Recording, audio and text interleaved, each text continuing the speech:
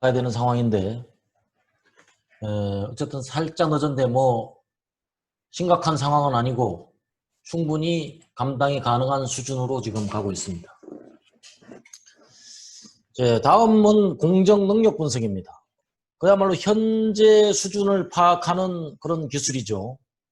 현 수준을 파악하기 위한 테크닉이 되겠는데, 공정 능력 분석은 두 가지 고려사항이 있습니다.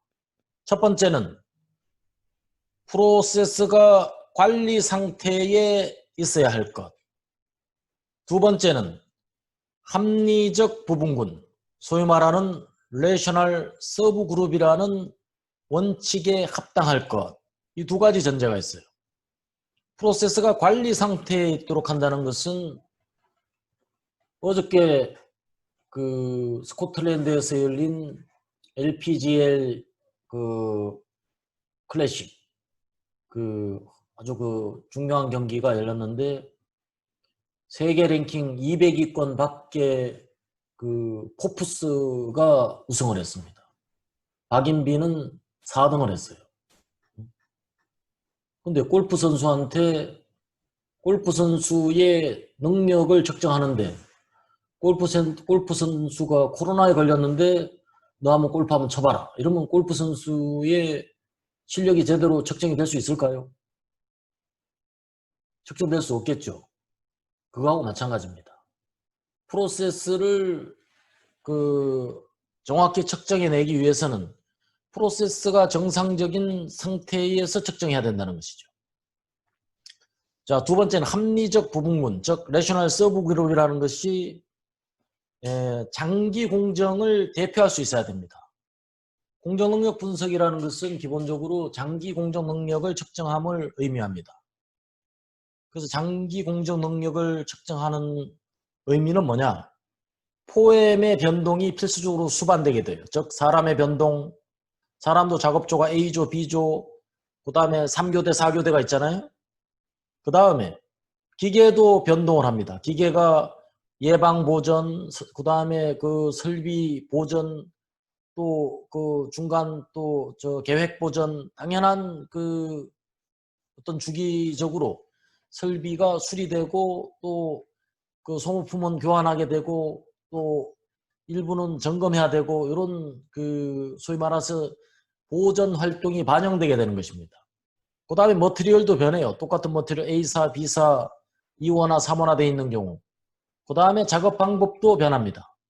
이런 변동이 충분히 반영될 수 있는 기간과 그 반영될 수 있을 만큼 충분한 시료의 량, 그것을 그 합당함을 뭐라 그러느냐? 레셔널 서브 그룹이다 이렇게 이야기합니다. 자, 공정 능력 지수는 전통적인 지수로 CP 값. 그래서 CP 값은 규격 USL, LSL을 표준 편차의 6배로 나눈 값입니다. 반씩 계산하는 방법이 CPU, CPL이죠. 규격 상한 빼기 평균값을 3시그마로 나누고 그 다음에 CPL은 평균에서 LSL을 뺀 것을 3시그마로 나누는 바로 G값은 어때요? 시그마분의 USL 마이너스 뮤죠. 그러니까 어떻게 되겠어요? 결국은 3 곱하기 CPU가 G값이 된다는 것을 의미하는 그런 식이 되겠습니다. 자, 이 값은 이 장표는 통과하겠습니다. 자, 시그마 수준의 의미는 예를 들어서 USL이 900이고 평균이 845일 때 표준 편차가 10 이러면 어떻게 되겠어요? 규격과 평균 사이에 표준 편차가 몇 개 들어가느냐? 1.5개 들어간다 이거죠. 이것이 시그마 수준의 의미가 되겠습니다. 그래서 1.5개 들어간다는 것은 이런 경우 USL 150 빼기 120 표준 편차는 30인 경우죠. 이럴 경우에는 규격 상하는 시그마 수준이 1입니다. 시그마 수준의 1은 우리 아까 정규 분포에서 찾아 들어가면 양품률이 84.13%예요. 그 다음에 LSL은 그 표준 편차분의 LSL 마이너스 뮤 하게 되면 마이너스 3이 나옵니다. 이때 일드는 0.0013이 나옵니다. 그래서 전체 수율은 그 왼쪽 전체에서 왼쪽으로 벗어난 확률을 빼면 84%가 되는 것입니다. 0.84를 그 G 벤치 값으로 바꾸면 G 0.84라는 건 뭐예요? 오른쪽으로 벗어난 결합률, 그 다음에 왼쪽으로 벗어난 결합률을 제한 나머지 그 양품률을 말하는 것입니다. 그래서 오른쪽 왼쪽을 합한 G 값이 통상 우리는 G 벤치 값이라고 합니다. 자, 이건 넘어가고요. 그 다음에 이산형 데이터의 시그마 수준은 그럼 어떻게 산출할 거냐? 마찬가지로 불량형 데이터와 결점형 데이터가 있어요. 자, 이항분포 불량률 계산, 포화성 분포 결합률 계산. 자, 아까 우리 그 수업 시작할 때 식스 시그마 매트릭을 공부한 적이 있죠. 자, DPU, DPO를 계산한 다음에 G 값으로 변환하는 방식입니다. 예를 들면 자, 이런 경우 자, 유니트가 있어요. 유니트가 3개가 있습니다. 그 다음에 빨간 게 결함이에요. 디펙트. 디펙트가 3개가 있어요. 그럼 총 어퍼추니티는 몇 개가 있습니까? 5개입니다. 그 다음에 총 어퍼추니티는 몇 개예요? 3개를 합하면 15개가 되는 거죠. 15개면 그 디펙트가 3이기 때문에 G값으로 변환하면 어떻게 되겠어요? 15분의 3이 되는 거죠. 15분의 3, 3분의 1이죠. 0.33. 0.33을 G값으로 계산하면 얼마가 될까요? 자, 우리 그 아까 정규 분포표를 열어보겠습니다.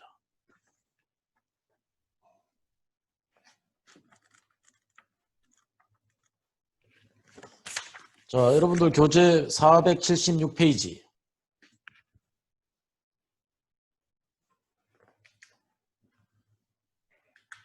(476페이지에) 보면 결함이 0.333인 경우에 G값을 찾으면 어떻게 돼요? 가운데 확률에서 찾아야 됩니다. 가운데 확률에서 찾으면 0.333에서 좌측으로 만나는 값은 0.4, 위에서 만나는 값은 0.03. 거꾸로 읽는 거예요. 아까는 G 왼쪽 값과 오른쪽 값을 가지고 확률을 읽었는데 지금은 확률 값을 가지고 거꾸로 G 값을 찾아 들어가는 방식이에요. 그래서 0.33에 해당되는 왼쪽 세로 G 값은 0.4, 상단의 수평의 G 값은 0.03. 그래서 합하면 0.43 시그마 수준이다. 이렇게 그 변환을 해주면 되겠어요. 거기다 장기 공정 능력 수준이기 때문에 단기로 바꿔주면 1.5를 더해주게 됩니다. 그거는 잠시 후에 다시 설명을 하도록 하겠습니다. 자, 요거는 예제 3-7과 3-8은 통과하도록 하겠습니다. 자, 공정 능력을 계산할 때, 자, 이산형 시그마 수준. 자, 이와 같은 예제가 있어요. 디펙트가 5개가 있습니다. 하나, 둘, 셋, 넷, 5개죠. 그 다음에 유니트는 3개가 있습니다. 어퍼추니티는 몇 개예요? 하나당 4개씩 3개니까 4, 3, 12가 있죠. 그럼 어떻게 됩니까? DPO는 얼마냐? Defect per Opportunity는 0.4166입니다. 0.4166을 우리 그 정규 분포표에서 찾아보면 0.4166 찾아보십시오.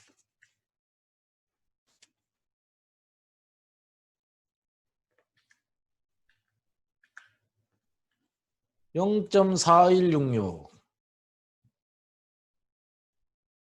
허민영. 네. 0.4166에 해당하는 왼쪽 G값이 얼마입니까? 0.4166을 일단은 찾아보세요. 4166에 가장 가까운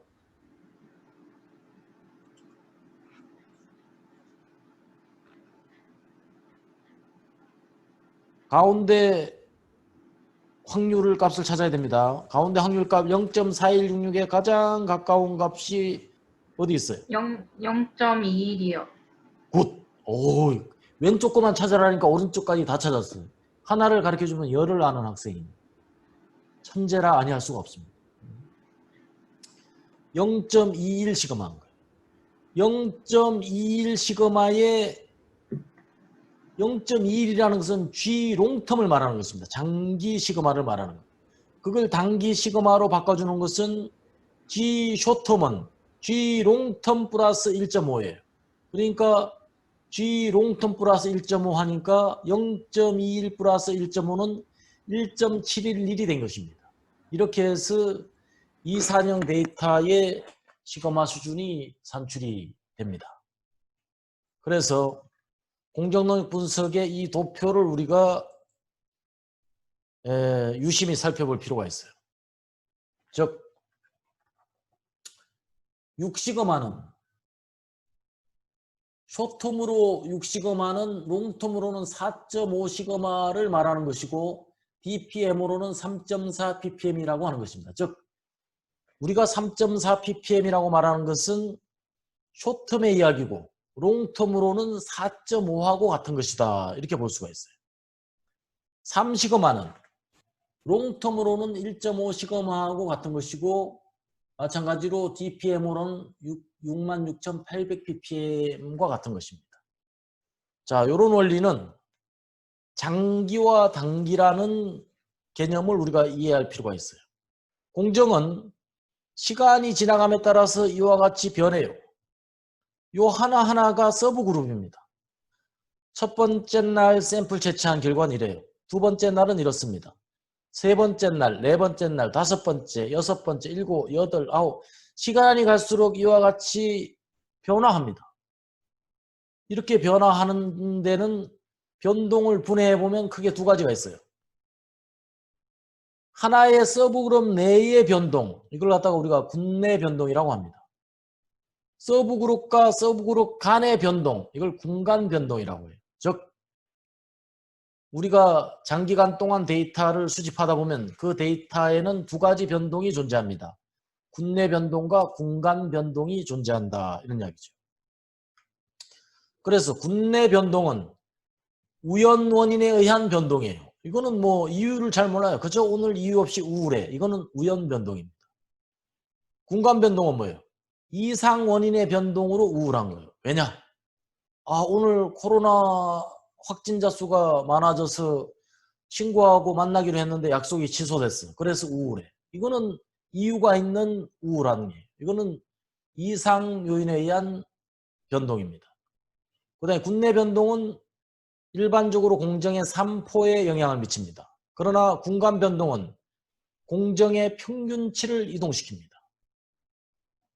그 다음에 군내 변동은 주로 기술적인 요인에 의해서 발생이 돼요. 그 기업의 기술 수준에 따라서. 그러나 군간 변동은 관리적인 요인에 의해서 발생합니다. 관리적인 요인의 대표적인 걸 뭐라고 그랬어요? 포엠이라고 그랬죠, 아까. 사람의 변동, 기계의 변동, 작업 방법의 변동, 재료의 변동. 이게 관리적인 요인이에요. 네 번째는 군내 변동은 trivial many. 다소한 이유도 알 수 없는 다수의 영향을 받아요.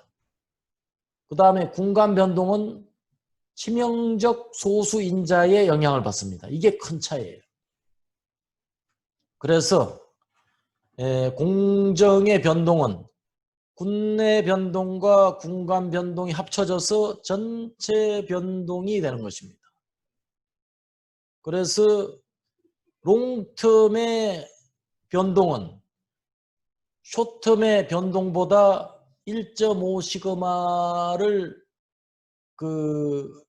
덜 나온다. 왜냐?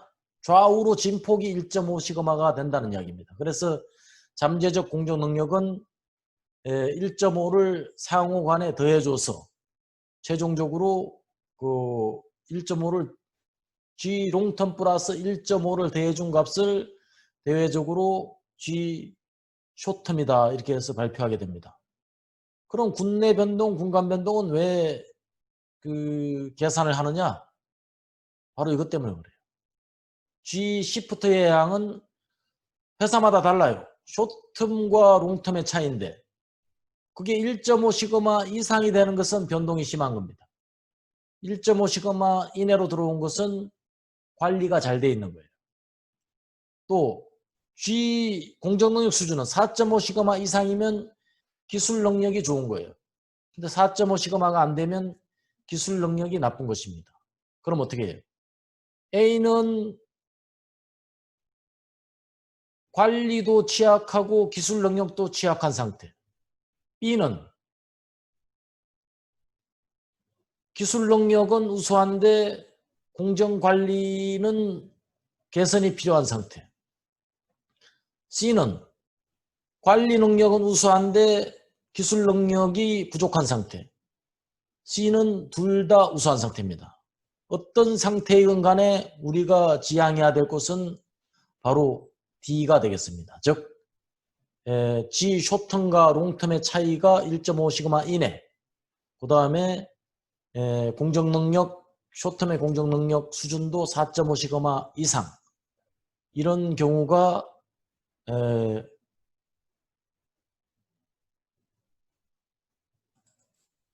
자, 대기실에서 한 사람 불러드리겠습니다.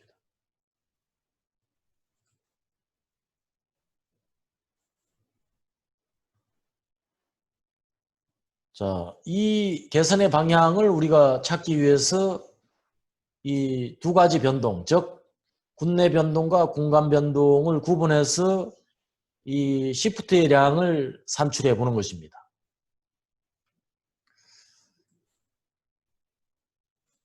자, 다음 예제 3-9번을 보도록 하겠습니다.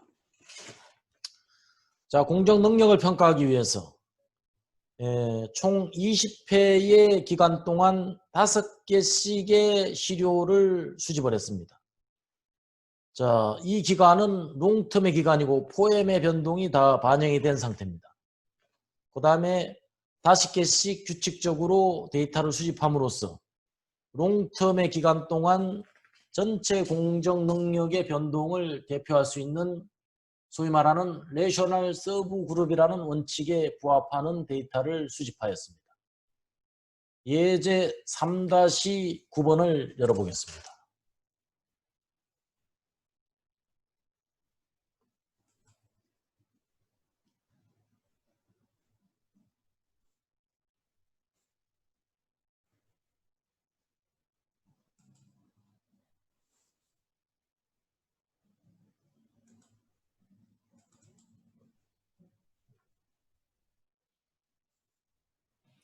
자, 이게 밑에 이제 데이터가 나와 있어요.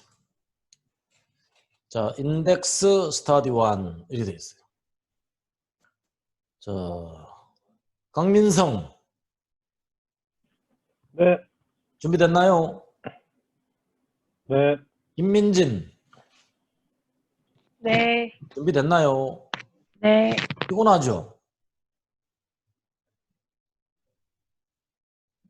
한마디만 대답하고 그냥 마이크 확 닫아버렸어. 자, 좋아요. 자, 통계 분석으로 갑니다. 품질 도구로 가서 공정 능력 분석으로 가서 정규 분포까지 옵니다. 유소미. 네. 자, 여기까지 왔습니까? 네. 조금만 기다리세요. 곧 끝납니다. 드디어 여러분들 집에 갈 시간이 이제 집에 계신 분도 있고 임박했어요. 정규 분포 클릭하겠습니다. 자, 단일열에는 자, 스터디 1을 더블 클릭합니다. 부분군의 크기는 인덱스를 클릭합니다. 규격 하는 330, 규격 상하는 336을 클릭하겠습니다.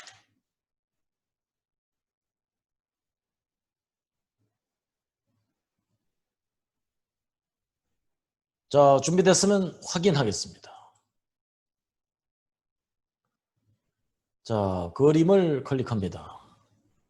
자, 여기에서 보면 두 가지 공정 능력이 여기에 산출이 되어 있어요. 잠재적 공정 능력이 바로 단기 공정 능력입니다. 전체 공정 능력이 장기 공정 능력이에요. 그런데 여기서 주의해야 될 것은 잠재적 공정 능력. 여기서 기대 성능, 잠재적 기대 성능은 의미가 없어요. 분석할 때는 의미가 없습니다. 다만 우리 공정의 롱텀과 숏텀의 시프트량이 1.5보다 크냐 작으냐를 판단하는 참조 데이터인 것입니다. 여기서 우리는 항상 장기 공정 능력을 구해서 1.5를 더해주는 한 방향의 분석만 유효한 것입니다. 자, 이 상황이 굉장히 중요한 상황이기 때문에 리뷰를 좀 하도록 하겠습니다. 이지연, 네. 지금 제가 한 말을 다시 한번 리뷰 한번 해보세요. 뭐만 유효하다?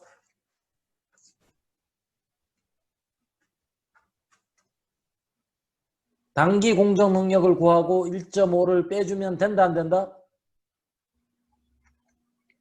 안 된다. 굿. 유일한 방향은 장기 공정 능력을 구하고 1.5 시그마를 더해준다. 맞습니까? 네. 오케이. 정확하게 이해했어요. 안국환.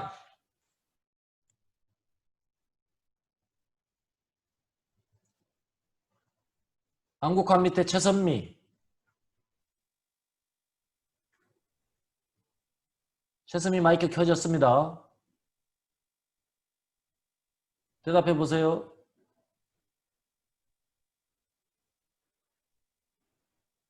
최선미 대변인 김상우.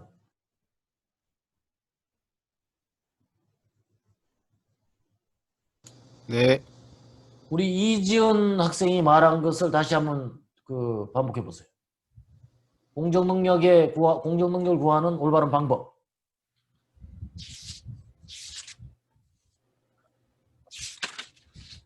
장기 공정 능력을 구하고 1.5를 더해준다.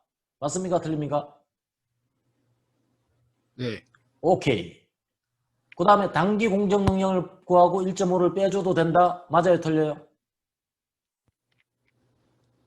아니요. 그렇습니다. 우리 김상우 학생하고 이지연 학생이 정확하게 맞췄어요.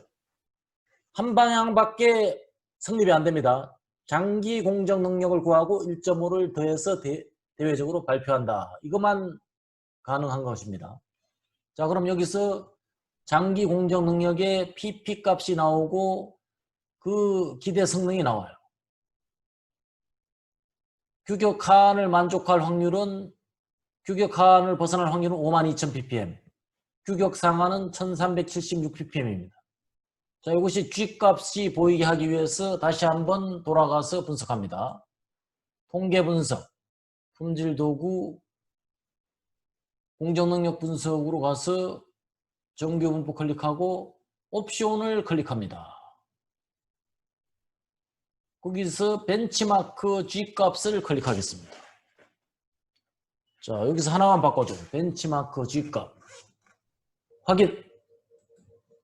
확인. 자, 그러면 자, 아까 PP 값에서 G 값으로 바뀌어져 있어요. G 벤치 값은 1.61이 나왔습니다. 장기 공정 능력이 G 1.61이 나온 거예요.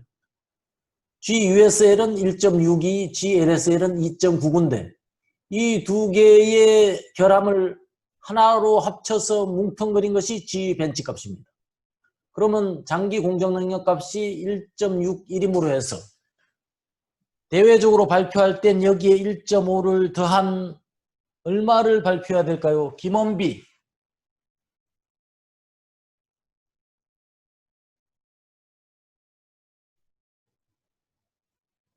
김원비 어디 갔을까요?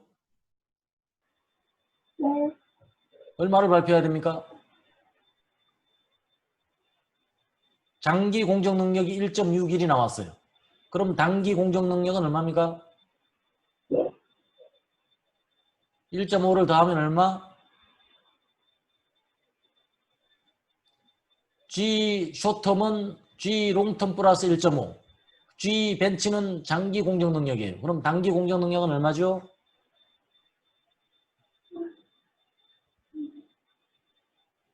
1.61 플러스 1.5는 얼마? 5. 대외적으로 발표할 때는 3.11 시그마, 즉 ppm으로 표현한다면 100만 개당 53,819 ppm이 나올 수준입니다. 이렇게 발표를 하면 되는 것입니다.